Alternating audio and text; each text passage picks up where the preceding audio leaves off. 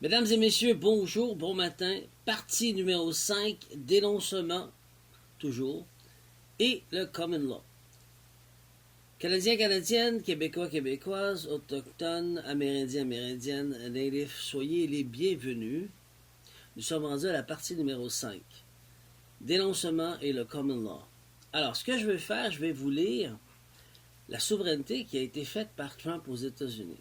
Vous avez appris, peut-être que vous saviez ou vous ne saviez pas, que les Autochtones aux États-Unis ont perdu leur terre, ils ont été assimilés de force par les guerres et harcèlement et autres. OK? Ils ont été vraiment forcés. Tandis que chez nous, ils ont toujours gardé leur terre, ils n'ont jamais accepté de céder leur terre. Alors, on va faire je vais lire sa souveraineté. Mais je rappelle qu'il a fait ça, on va voir les dates en 2025 ou 2024. Il connaissait rien du common law. Non, il ne faut pas se laisser tromper, là. Pas parce que c'est un premier ministre qui connaissait. Non, il connaissait rien.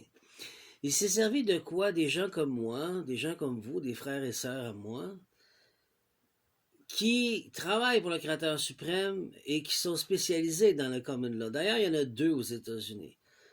Il a appris d'eux, puis il a fait. Il n'a jamais reconnu ces gens. Il les a jamais mis en avant. C'est comme un vol de destinée, dans un sens. Il veut pas travailler avec personne. Il veut travailler tout seul. Il veut pas reconnaître son prochain comme quoi qu'il y a une connaissance, il y a un don, une capacité. Non, ils veulent le voler. C'est pas juste Trump. C'est toute l'élite en jeu. C'est ça que je veux vous montrer. Je dénonce ceci. Quand tu as quelque chose de particulier qu'ils ont pas, tu vaux de l'argent, ils vont te bicycler avec un scalpel en petits morceaux et te vendre aux enchères. Vous allez apprendre. Fait que c'est ça que je dénonce. Là, je vais vous lire sa souveraineté. Il a appris, puis il a copié, puis il l'a fait, puis il s'est pris le mérite. C'est ça qu'il a fait. On va dire les vraies choses, c'est ça qu'il a fait. Mais il n'est pas tout seul, ils font tout ça, les élites. Tous les premiers ministres font ça, les présidents. Déclaration d'autorité et convocation. En vertu de l'autorité conférée le président des États-Unis pour l'Amérique en tant que Commander-in-Chief et en vertu de l'article 2 de la Constitution et de la loi immuable de la souveraineté du Common Law. Ils connaissent rien, puis d'un coup, il fait travailler avec la loi de l'amirauté, puis le beau miracle de Common Law. C'est une première. Il veut se faire démarquer. Il est allé copier chez nous, il veut travailler avec nous autres. Il dit non, vous travaillez avec lui tout seul. Il vole, il prend la gloire d'autre, puis il se la met sur lui. Il est présenté et déclaré. Bon, commandement légal en vertu du Code uniforme de justice militaire, USMJ. Comment il a fait son affaire? Tout officier général de les forces armées des États-Unis, par serment et par loi, est tenu d'obéir à l'ordre légaux du commandant en chef, l'USMJ, affirme que tous les généraux et les amiraux restent soumis à ses ordres, y compris à l'ordre de se rassembler. Vous vous souvenez qu'à un moment donné, aux États-Unis, en 2022-2023, ils ont arrêté les militaires, puis ils les ont fait faire le serment d'office, le serment au peuple, pour plus faire le serment à l'amirauté. Vous comprenez, là? Pour qu'ils soient sûrs qu'ils soient loyaux et fidèles à le président. C'est pas mal ce qu'il a fait, c'est très bien. Mais vous voyez qu'il y a un problème dans le serment d'office. On lui a dit. Il s'est fié où? Sur ce qu'on lui prouve, avec nous. Avec tous mes frères et sœurs qui sont souverains, puis qui travaillent, mettons, à la cour, puis qui disent, garde, le juge se lève, puis qui s'en va de la cour en plein direct.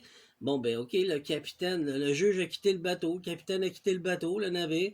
Donc, greffier marqué. Là, il a compris. Le serment d'office, on lui dit, on pose la question, as-tu ton serment d'office? Je l'ai publié ça en 2023, je crois. On l'a prouvé directement à la cour. Il n'y a pas de serment d'office. Le serment d'office est fait à qui? À Méripoté, au roi Charles. Il n'est pas fait au peuple. Est-ce que? Qu'est-ce qu'il a fait? Il l'a refait pour le peuple. Vous vous souvenez de ça? Bon, on continue. Des droits souverains en vertu du common law. De l'ancien président à la pratique moderne, le chef d'une république ou d'un royaume souverain a la prérogative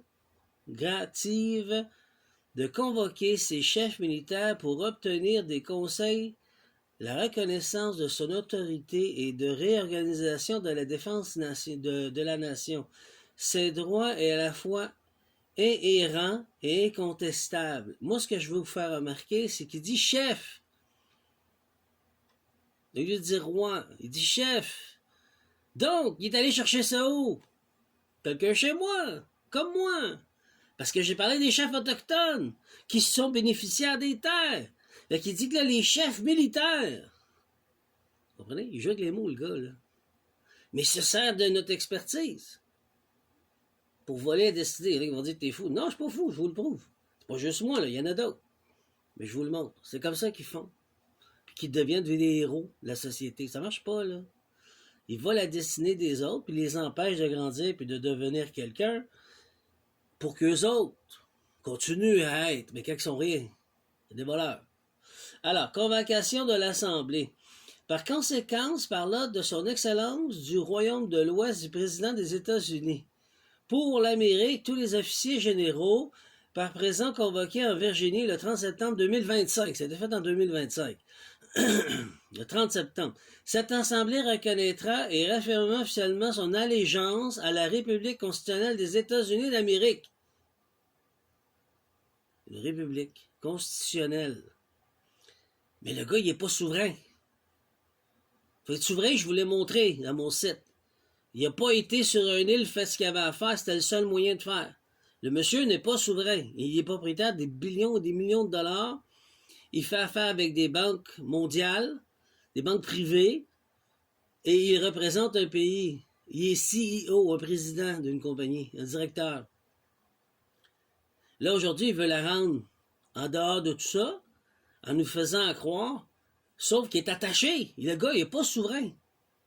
Ça, je dis, il n'y a rien qui marche dans son affaire. En tout cas, mon opinion. Restauration de la souveraineté. Dès cette reconnaissance, tous les avant-postes opérations militaires à l'étranger établis sous le Commonwealth britannique, sous domination étrangère également fermés et transférés et garantissent l'indépendance. Étrangères sont légalement fermées et transférées et garantissent ainsi l'indépendance totale de l'Amérique. Parfait. Numéro 5. L'obligation contrainte. Ce décret est émis en accomplissement du devoir sacré du président de la défense de la Constitution, de protéger le peuple et de préserver la souveraineté de la République. Tous les officiers sont tenus par serment l'honneur de loi d'obéir. L'État est évité. Président Donald J. Trump. On se comprend-tu qu'il s'est servi du common law, la loi terrestre, qui est très bien, mais de l'autre côté, les terres ne t'appartiennent pas, tu n'es pas bénéficiaire. Tu as pris possession des terres par force. Pas toi. Les anciens des États-Unis d'Amérique, c'est reconnu. Ils ne sont pas légitimement à toi. Fait que là, déjà là, il y a une faiblesse pour reconnaître ce que tu as fait. Tu n'as pas le choix de travailler avec les Autochtones, c'est ce que je te dis. Et quand tu as vu mon travail, tu as dit la supériorité des corporatifs et des hauts placés, peu importe leur couleur, là, je ne rentrerai pas là-dedans, ben vous allez perdre, les corporations allaient tomber, ils n'ont pas aimé ça. Fait qu'est-ce qui est arrivé? Ben ils ont travaillé pour reprendre possession. Puis regardez aujourd'hui, avec ICE, c'est du nazisme, là. Ils massacrent tout le monde. Ils appellent les extraterrestres, les humains qui sont là. Alors voilà. Je vais continuer pour faire une autre partie. Vous allez continuer à comprendre et à voir. Mais là, vous voyez vraiment que le gars, il vole. Il a eu peur que les Autochtones reprennent possession de leur terre par le Canada, qu'on réclame jusqu'à Louisiane, comme j'ai déclaré que ce que je voyais, aux États-Unis jusqu'en Floride. Ça n'a pas fait son bonheur. Il a été paniqué. Fait qu'est-ce qu'il a fait? Il a fait ça. en servant du